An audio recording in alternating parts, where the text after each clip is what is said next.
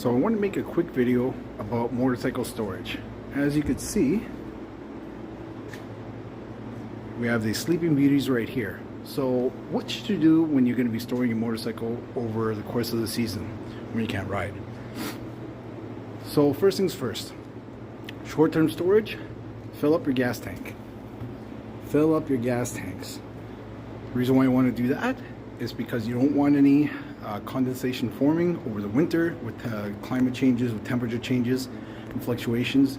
Causes condensation, gets water in the tank over a long period of time, could rust your tank. So fill up the gas tank, number one. Number two, your battery.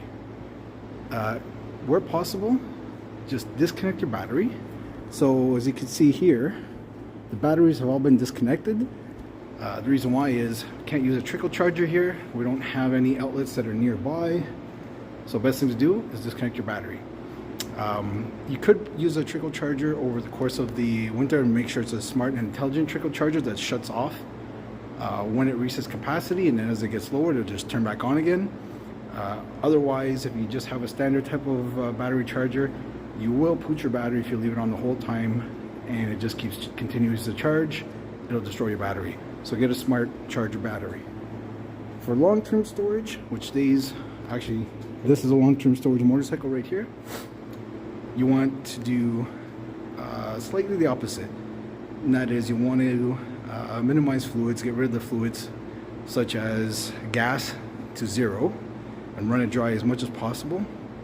You want to fog the pistons, and you do that by having to get in and taking off all your fairings. So you can see underneath the cover, this beautiful Superleggera. Getting to the spark plugs, removing the spark plugs using either fogging oil or motor oil.